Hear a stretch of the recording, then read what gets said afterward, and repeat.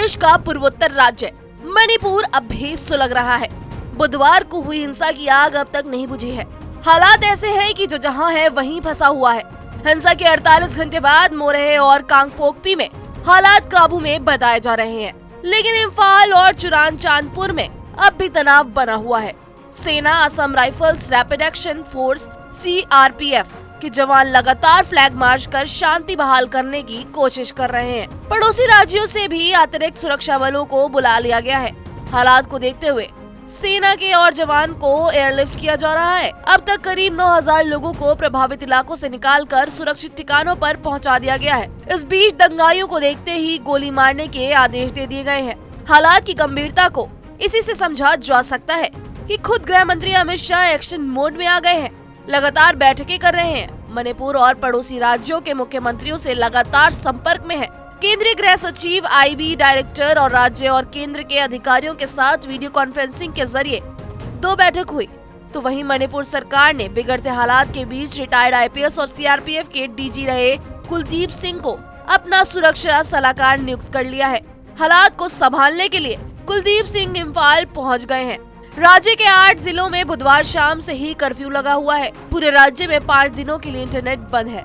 अब तो ब्रॉडबैंड सेवा भी बंद कर दी गई है ताकि किसी तरह की अफवाह न फैले। अफवाह फैलाने वालों पर सख्त कार्रवाई की तैयारी है। चप्पे चप्पे पर सुरक्षा बलों का पहरा है। सेना, Assam rifles, central reserve police force, border security force और रैपिड एक्शन फोर्स के जवान लगातार सड़कों पर फ्लैग मार्च कर रहे हैं। पिछले कुछ घंटों में हिंसा के चलते मणिपुर को बड़ा नुकसान झेलना पड़ा है। उपद्रवियों ने कई दुकानों और इमारतों को आग के हवाले कर दिया है। सरकारी संपत्ति को भी बड़े पैमाने पर नुकसान पहुंचाया है। धार्मिक स्थलों में भी तोड़फोड़ और आगजनी हुई है। कुछ मौतों की भी खबर है। गुरुवार को मुख्यमंत्री N बीरेन्द्र सिंह के साथ बैठक के बाद सचिवालय से लौट रहे भाजपा विधायक को भीड़ ने बुरी तरह पीट दिया। हजारों लोगों को जान बचाने के लिए अपना घर बार छोड़ना पड़ा है। रेल सेवाएं भी ठप हो गई हैं। बुधवार यानी 3 मई को स्टूडेंट यूनियन के मार्च से हिंसा की शुरुआत हुई।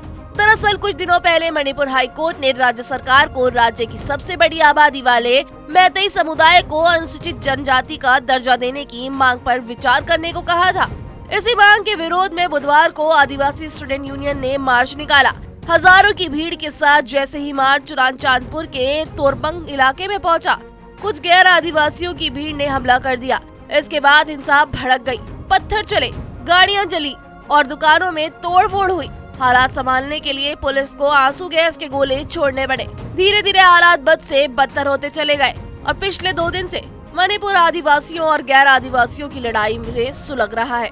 तो इस रिपोर्ट में इतना ही। देश दुनिया की तमाम बड़ी खबरों के लिए देखते रहिए TV9 भारतवर्ष।